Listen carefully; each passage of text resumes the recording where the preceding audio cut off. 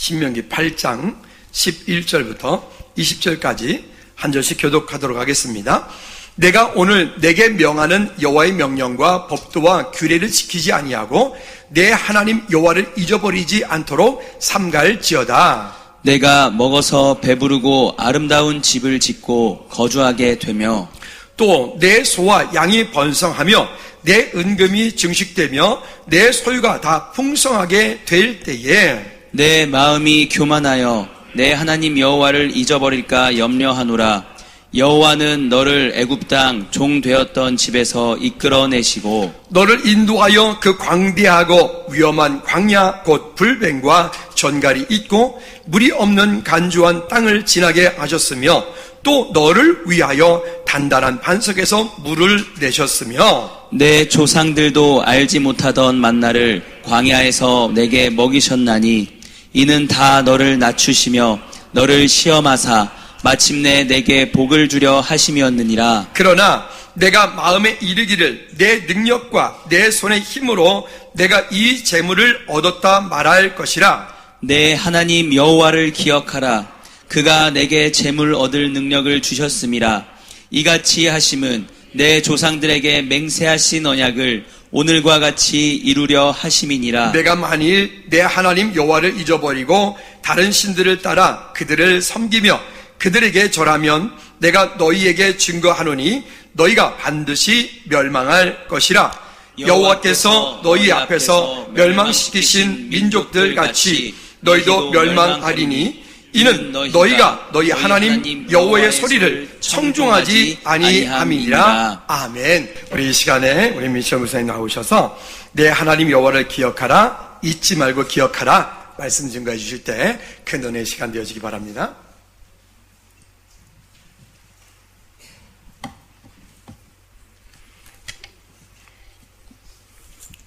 샬롬.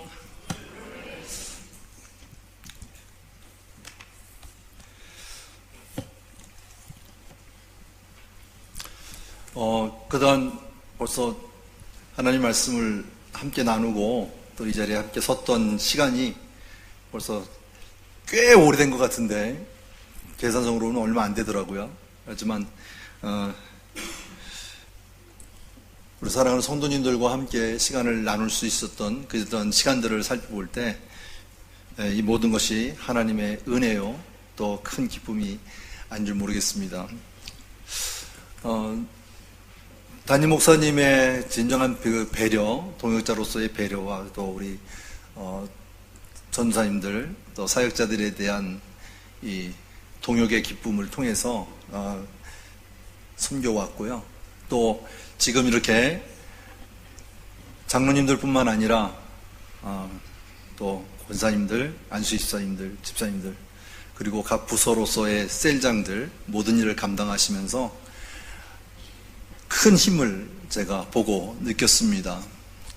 제가 1981년도에 신학을 했지만 교육전도사로 생활하다가 군에 갔다 온 이후로 평신도 사역을 감당하기 위해서 제가 직장을 들어갔습니다. 그리고 나서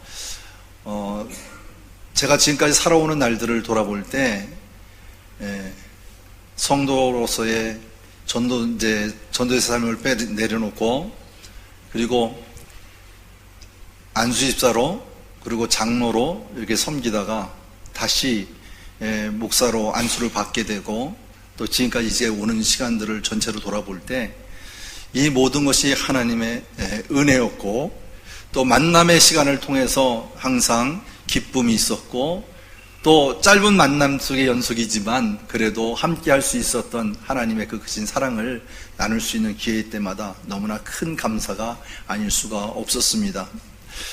제가 우리 즐거운 교회에 부임하고 나서 더 큰 기쁨과 또 제가 많이 성장할 수 있었던 그것을 기억하자면 저는 금요 찬양 예배를 먼저 듭니다. 왜냐하면 일주일 동안에 쌓였던 모든 피로가 오직 하나님만을 바라보고 부르는 찬양과 그리고 기도 그리고 나의 삶에 대한 그 입술의 찬양으로 온전히 하나님께 예배할 때 얼마나 큰 기쁨인지 몰랐습니다. 또 그뿐만 아니라 우리가 이 신앙생활을 하면서 그동안 많은 교육도 있었고 이수한 것도 많았지만 진정한 하나님의 사랑이 무엇이고 예수님이 왜 부족한 나를 하나님의 자녀로 삼았는지 그에 대한 깊은 감사가 어디서 이루어졌을까요? 저는 제자 교육을 통해서 확실히 깨닫고 또 알게 되었습니다. 우리가 모든 과정에는 이수가 있고 모든 과정에 마침이 있지만 그래도 우리에게 주어진 하나님의 그 사랑은 끊임없이 베풀어 주시고 이끌어 주신 것 같이 제가 즐거운 교회에 와서 배우고 깨닫고 또 여러분과 함께 할 수 있었던 모든 시간들을 보면 이때를 위해서 하나님께서 예비하신 귀한 처소가 아닌가 이렇게 생각되어집니다.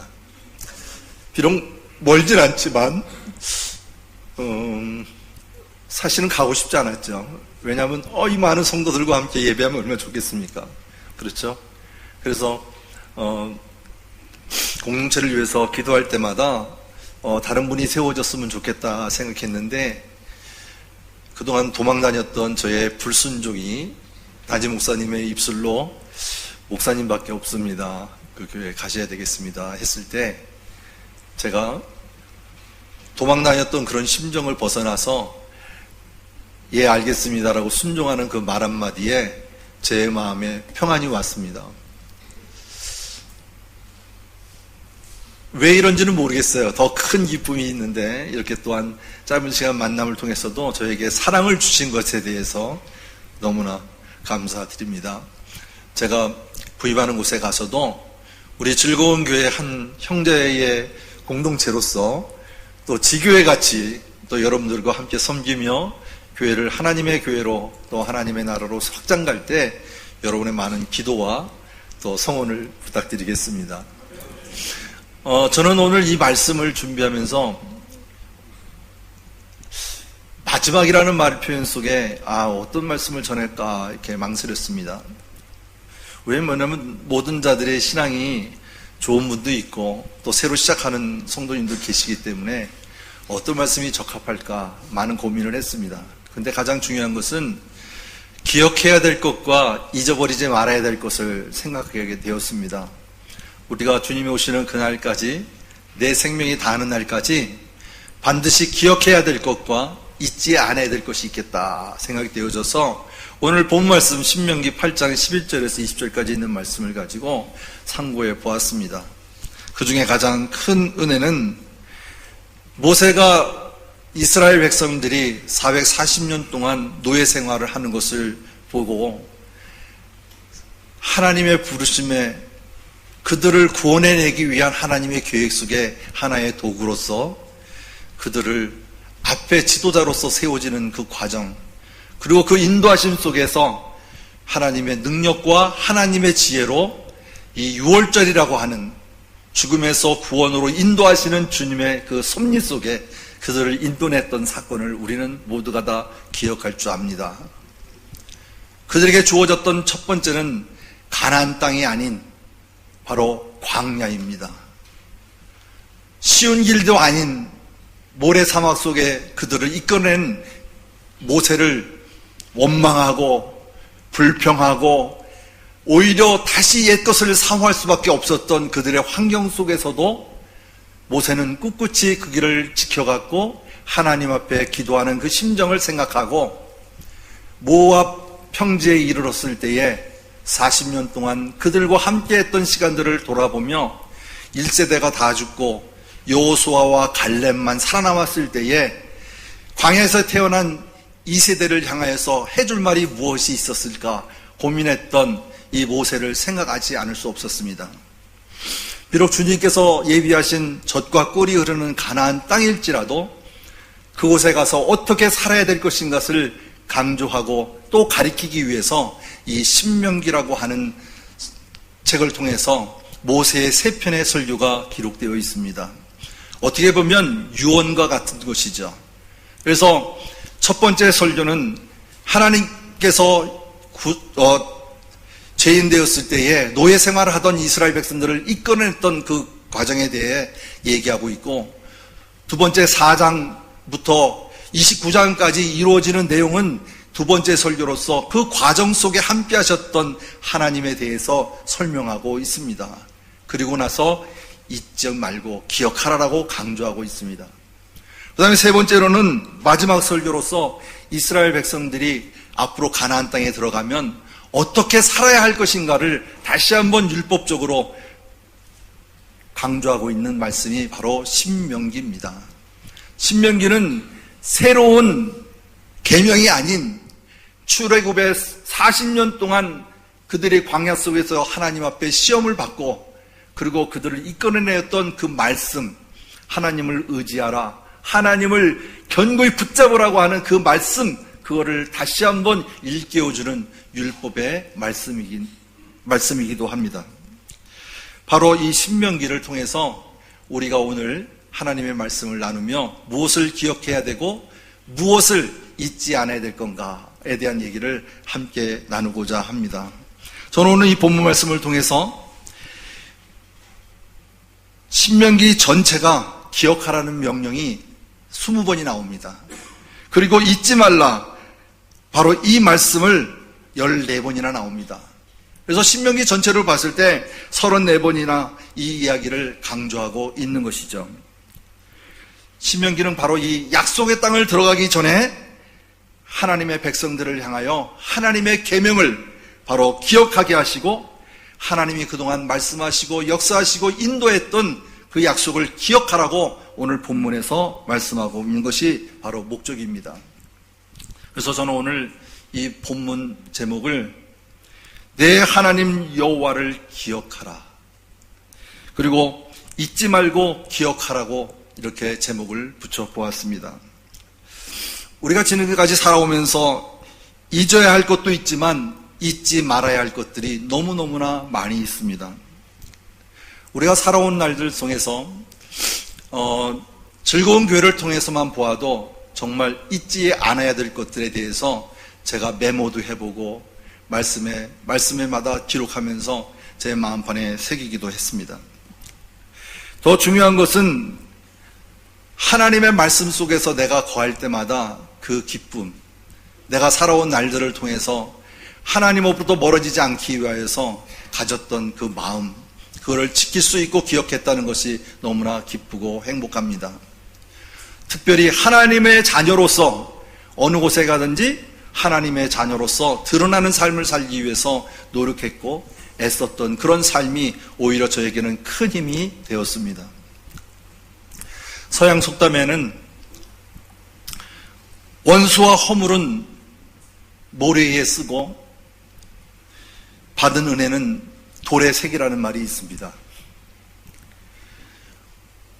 우리가 받은 은혜는 거꾸로 잊어버리기 쉽지만 기억하기는 더 어려운 환경이 있습니다. 이스라엘에도 이 기억하다는 뜻을 통해서 야드 바셈이라고 하는 기념관이 있습니다. 바로 예루살렘의 헤르츠르라고 하는 그 국립기념관입니다.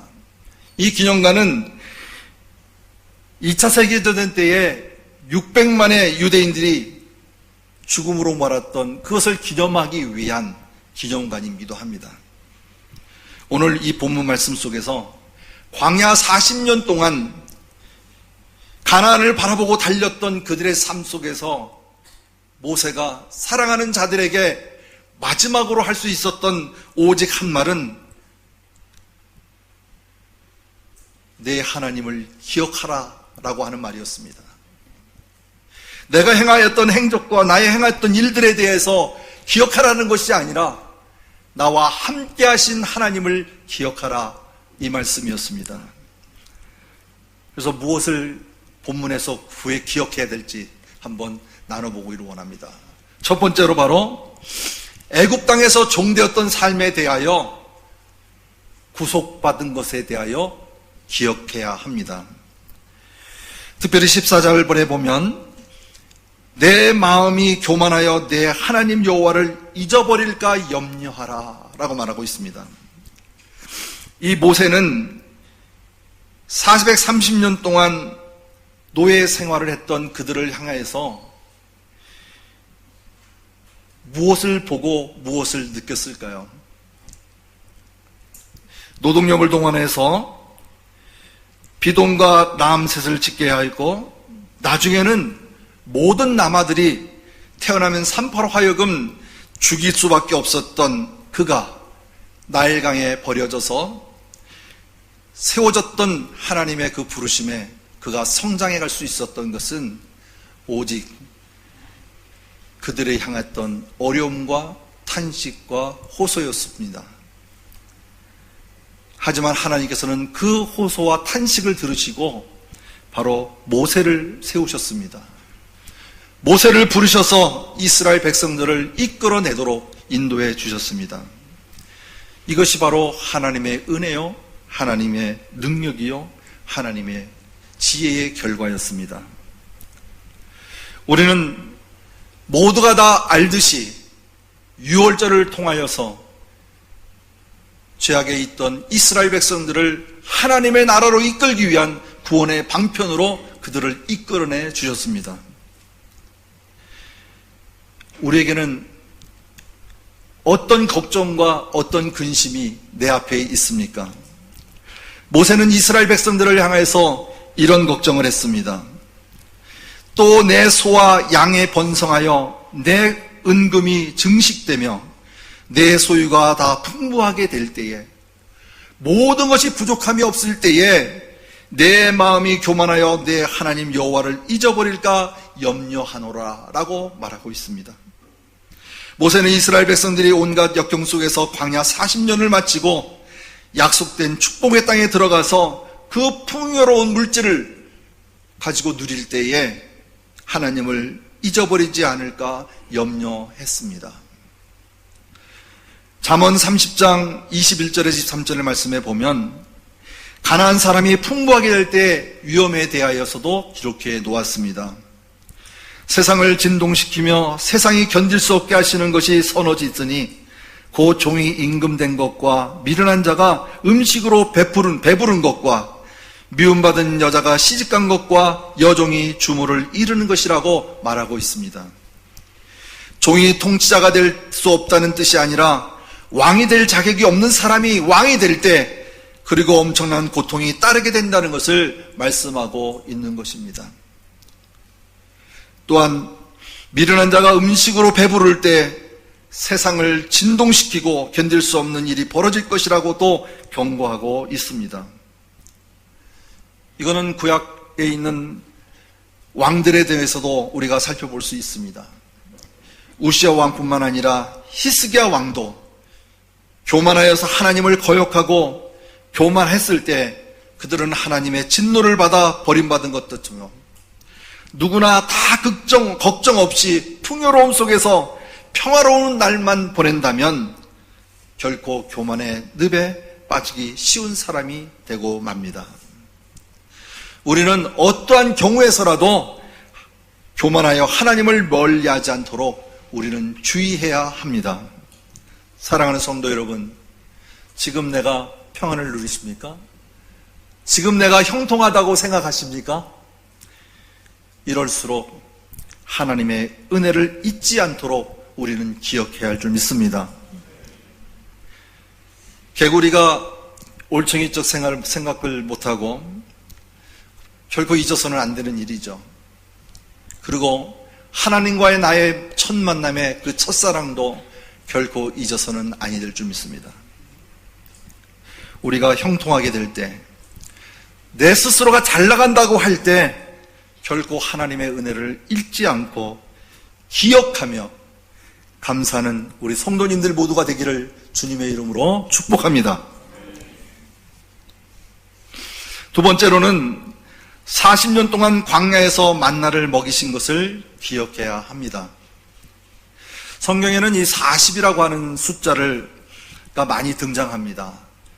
그래서 40이라고 하는 숫자의 특징 중에 하나는 연단하다, 그리고 기다림, 또 준비기간이라는 의미를 갖고 있습니다. 모세가 40일 동안 호렙산에 머물면서 십계명을 받았습니다. 또 예수님께서도 40일 동안 광야에서 금식하시며 마귀의 시험을 받으신 후에 공생애를 시작했던 것을 우리는 기억합니다. 모세는 40년 동안 광야에서 연단을 받았고 이스라엘 백성 또한 40년 동안 연단을 받았습니다. 하나님께서 이스라엘 백성을 광야 40년 동안 머물게 하신 그 이유에 대해서 16절에 말씀하고 있습니다. 내 조상들도 알지 못하던 만나를 광야에서 내게 먹이셨나니 이는 다 너를 낮추시며 너를 시험하사 마침내 내게 복을 주려 하심이라 라고 말하고 있습니다. 우리의 시험은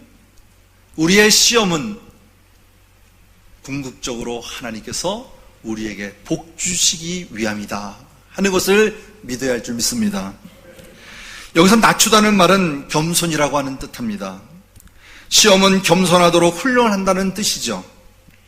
40년 동안 그들이 광야에서 그 시련을 견뎌낼 때 그것은 바로 겸손하라고 하는 훈련이었습니다. 우리에게 당한 모든 시련과 고난이 있다 한지라도 내 마음 스스로가 교만하지 않았는지, 내가 겸손한 사람이 되어가기 위한 과정이라고 보시고 우리는 더욱더 이를 위해 기억하고 주님 앞에 나아가는 성도님들이 다 될 줄 믿습니다. 겸손이 도대체 얼마나 중요하기에 이런 고생을 시켰을까요? 나는 겸손한데 왜 나에게 이런 시련이 있을까요? 왜 겸손한 사람에게 이러한 40년이라고 하는 이스라엘 백성들의 광야 생활이 필요했을까요? 생각해보지 않을 수 없습니다. 모세를 통해서 해답을 얻을 수 있다면 사도행전 7장 23절 말씀에 나이 40이 되매 그 형제 이스라엘 자손을 돌아볼 생각이 나더니 라고 했습니다. 근데 문제는 출애굽기 2장 12절 말씀에 보면 좌우로 살펴 사람이 없음을 보고 그 애굽 사람을 쳐 죽여 모래에 감췄다라고 말하고 있습니다. 자기 동족을 생각한다는 것은 겨우 폭력을 휘두르는 일밖에 없었던 것이죠. 하지만 그가 40년 동안 배운 지식의 수준에서 사람을 쳐 죽이는 일이었다면 40년 광야 생활을 통하여 그가 겸손한 사람이 되었을 때에 모세는 온유함이 지면의 모든 사람보다 더하더라 라고 민수기에 기록된 것을 볼 수가 있습니다. 그렇습니다. 교만은 패망의 선봉이요 거만한 마음은 넘어짐의 앞잠이라고 말하고 있습니다. 교만하면 무너지는 것은 무조건이고 멸망은 바로 하나님을 멀리할 때 다가오는 것입니다. 하나님은 자기 백성에게 겸손할 때 멸망하지 않고 복을 받도록 광야길을 걷게 하신다는 것입니다. 우리는 잘 모릅니다. 지금까지 살아온 날들을 돌아볼 때 하나님의 은혜였는지를 잘 모릅니다. 이스라엘 백성들이 원망하고 불평하고 옛것을 더 사모하기 때 주님은 그들을 구름기둥으로 불기둥으로 인도하셨다는 사실을 그들은 까맣게 잊어버리고 맙니다. 하지만 40년 동안 광야 생활 속에서도 하나님은 15절, 16절 이후의 말씀을 보면 너를 인도하여 그 광대한 위험한 광야 곧 불뱀과 전갈이 있고 물이 없는 간조한 땅을 지나게 하셨으며 또 너를 위하여 단단한 반석에서 물을 내시며 내 조상들도 알지 못하던 만나를 광야에서 내게 먹이셨나니 라고 말하고 있습니다. 그들이 목마를 때 단단한 반석을 쪼개어 물을 주셨고 그들이 먹을 것이 없을 때는 만나와 메추라기로 그들을 이끌어 주셨습니다. 광야에서 필요한 것은 물도 없는 사막과 과연 갈증 어떻게 공급받았습니까? 사랑하는 성도 여러분, 지금까지 우리가 살아오면서 받은 은혜를 생각해 보십시오. 내가 이 시간에 이 자리에 머물러 있는 것만 해도 하나님이 내 곁에 계셔서 나를 이끌어 주시고 인도하여 주시고 이끌어 주심에 대한 감사가 우리는 결코 잊을 수 있겠습니까?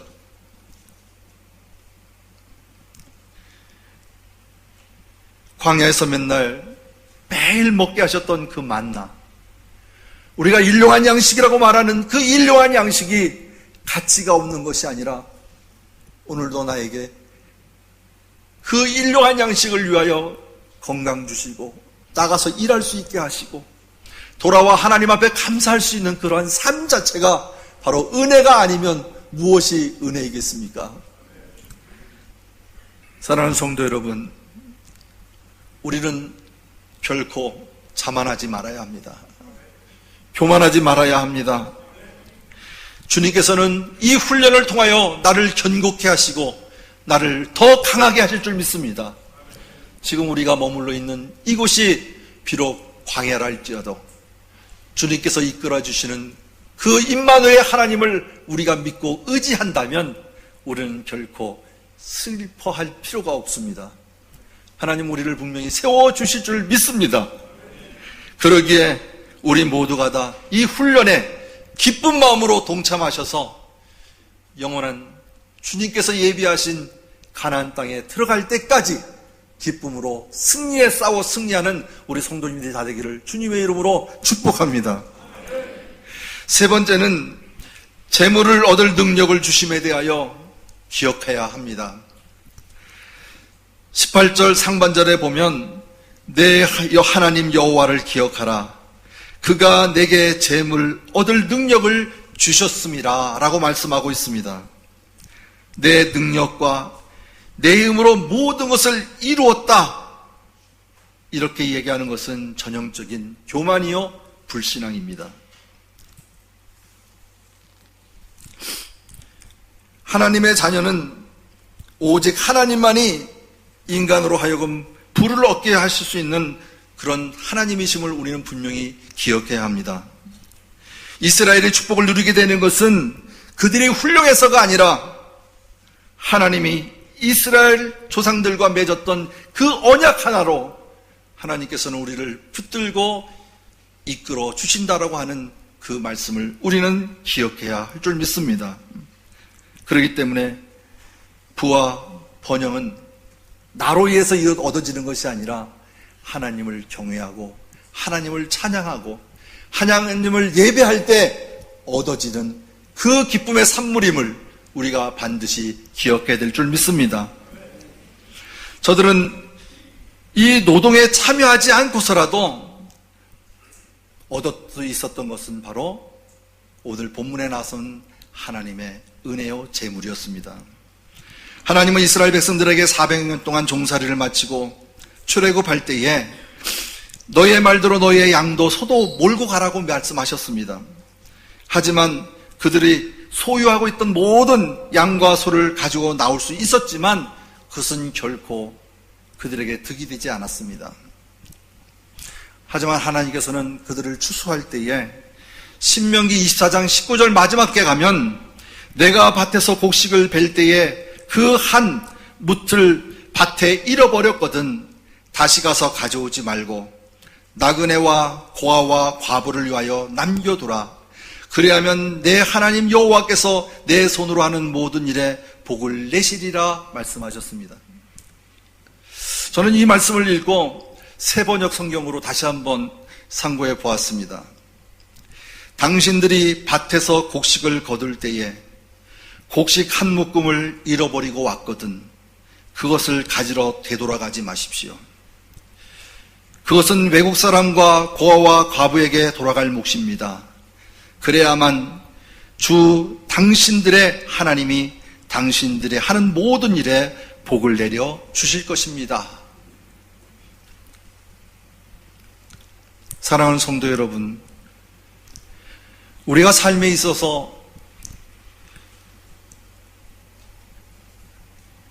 풍족하여서 나의 것을 채우기보다는 나눠주고 섬기고 돌봄에 쓰임받는 것이 바로 복된 길이라는 것을 다시 한번 깨닫게 되어집니다. 제가 전번 사역을 마치고 그때는 부임지가 정해지지 않게 해서 본교회로 돌아올 때였는데, 그곳에서 만났던 저의 은사이신 장로님이 한 분 계셨습니다.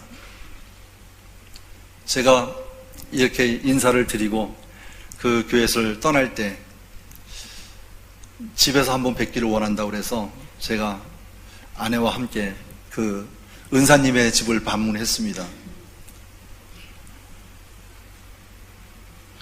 그때는 제가 사역자로서의 임지를 정하지 않았기 때문에 막막함도 있고, 또 어떻게 일을 행해야 될 건가, 앞으로 일이 어떻게 펼쳐질 건가 하는 그런 기도가 있었습니다. 장로님께서 제가 나갈 때 차 트렁크를 열으라고 그러더라고요. 뭔가 했더니 쌀 20kg짜리 한 가마니를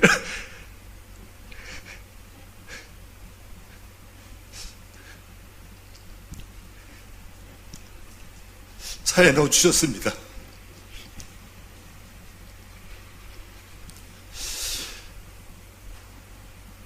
다음에 어떤 일이 일어날지 모르지만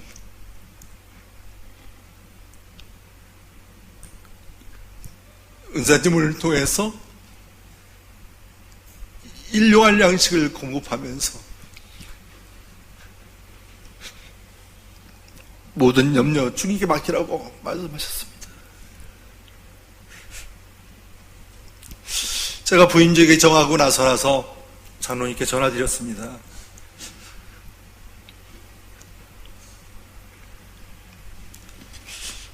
장로님, 제가 단임 목사로 청빙되었습니다.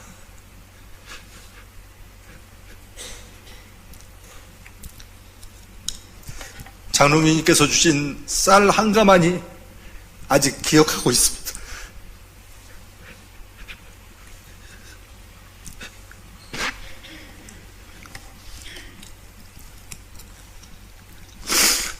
쌀 한 가마니에 돈이 없어서가 아니라 나를 바라보셨던 장로님의 그 마음을 이해했기에 너무나 감사했습니다.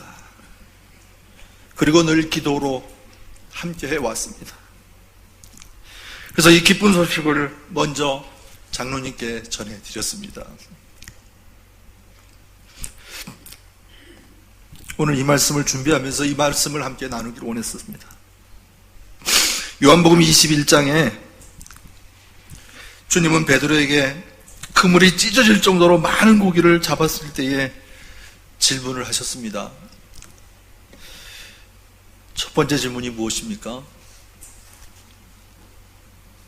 내가 나를 사랑하느냐라는 말씀이었습니다. 주님은 베드로에게 지금 내가 잡은 이 많은 물고기보다 정말 나를 사랑하느냐라고 묻고 계셨습니다.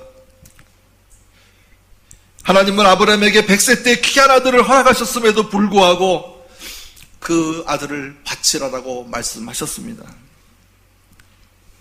지금은 우리가 풍성한 열매를 얻었을 때에 우리에게 동일한 질문으로 말씀하고 있습니다. 내가 땀을 흘려 이룬 사업보다 더 나를 사랑하느냐라고, 그리고 고생하여 얻은 직장보다도 나를 더 사랑하냐고, 내가 그토록 좋아하는 돈보다도 나를 사랑하냐라고 우리에게 되묻고 있는 것입니다. 사랑하는 성도 여러분, 우리가 하나님보다 하나님이 주신 축복을 더 사랑하고 좋아하는 경우가 많기 때문 아니겠습니까? 두 번째는 바로 내 양을 치라, 내 양을 먹이라라고 말씀하십니다.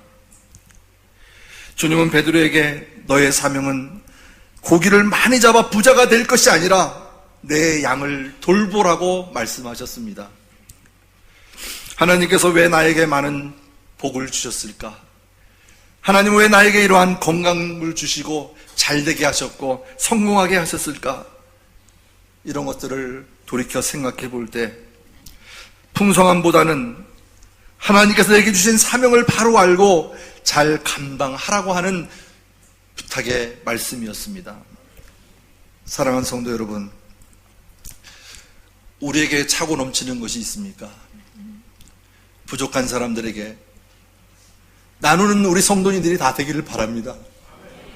저는 셀 식구들이 식사를 준비하면서 섬기고 또 환경이 어려움 속에서도 나누려고 하는 그런 마음들을 이곳에 사역하면서 줄곧 보아왔습니다. 이거 작은 실천이라도 우리가 하는 것이 바로 섬김의 기쁨이요 나눔의 기쁨 아니겠습니까? 우리가 하나부터 열까지 모든 것을 다 나열할 수 없지만 주님께서 나에게 주신 그 사명 하나, 내 양을 먹이라고 하는 것은 담임 목사님만이 허락되는 것이 아니라 여러분 모두에게도 주시는 명령임을 기억해야 할 줄 믿습니다. 잊지 않기를 원합니다. 이랬을 때에 본문 19절 말씀에 하나님의 자녀들이 하나님을 떠나 우상을 숭배할까 우려하시며 말씀하셨습니다. 내가 만일 내 하나님 여호와를 잊어버리면, 다른 신을 따라 그들을 섬기면, 그들에게 절하면 내가 너희에게 증거하노니 너희가 반드시 멸망할 것이라고 말씀하셨습니다. 우상 숭배를 금지한 까닭이 무엇입니까? 바로 하나님을 섬기는 것이 인간의 본분이고 그렇지 않을 때는 멸망이 있다라고 하는 것입니다. 사랑하는 성도 여러분, 제가 즐거운 교회를 통해서 받았던 많은 은혜와 또 많은 사랑 결코 잊지 않겠습니다. 그리고 이 일들이 제 새로운 목회의 마중물이 되어서 더욱더 하나님의 사랑을 실천하는 목사가 되기로 노력하겠습니다. 비록 헤어지는 아쉬움이 있지만 그래도 가까운 곳에 시작하는 교회인 만큼 서로 왕래하며 또 형제의 교회로서 또 섬김을 다하는 그런 사명을 다하기를 원합니다. 세상의 빛으로 오신 주님께서 우리 빛된 교회를 통해서도 온전히 주님의 생명의 빛과 은혜의 빛이 실천되어지는 그런 빛된 교회가 되도록 많은 기도를 부탁드리겠습니다. 제가 저기 우리 어머님이 계신데 지금 95세세요. 신일사만에서 여기까지 걸어오십니다. 그리고 또 지하에 내려오셔서 힘드시는데 그래도 뭐 걷든지 다니세요. 옛날 어린 시절에는 저의 손을 잡고 교회로 온 가족이 한 30분 정도 되는 거리를 왕래했던 것을 저는 기억합니다. 저는 오히려 어머님의 기도를 많이 받고 자랐습니다. 어머님의 신앙이 저의 신앙이라고 할 정도의 그 본을 많이 받았습니다. 그래서 제가 첫 목사님께 승낙을 득한 후에 어머님에게 주일날 가면서 휴게소 의자에 앉아서 얘기했습니다. 어머니, 제가 이번 셋째 주부터는 다른 교회로 가게 됐습니다 했더니 깜짝 놀라시면서 아이고 하나님의 그 말씀에 대해서 순종하라고 이렇게 기뻐하셨습니다. 그래서 제가 가는 곳이 4층인데 거기는 엘리베이터가 없어서 엄마가 올라가기 힘들어요 했더니 쉬어가면 되지 그건 뭐 걱정이냐고 그렇게 말씀하셨습니다. 오늘 아침에는 교회 오시는 걸 좀 늦게 오시길래 전화드렸더니 하시는 말씀이 지금 교회 가려고 준비하고 있다고 걱정 마세요 아저씨 그러더라고요. 예, 좀 치맥기가 좀 있으시지만 교회 오는 것, 말씀 읽는 것, 기도하는 것 이것은 결코 잊지 않으십니다.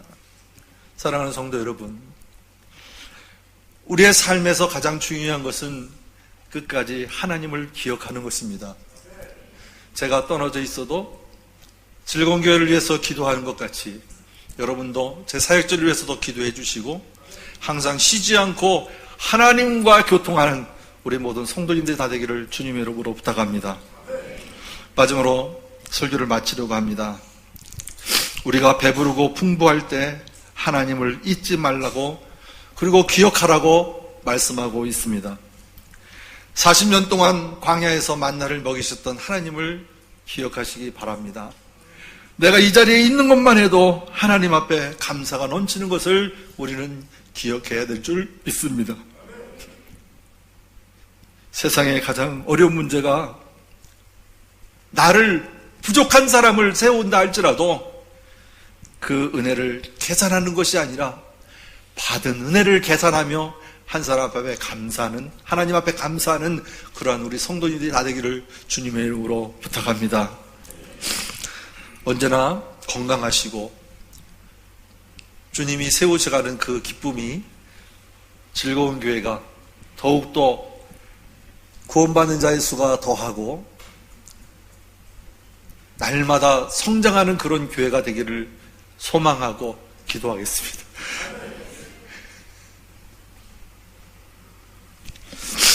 목사님 감사합니다. 그리고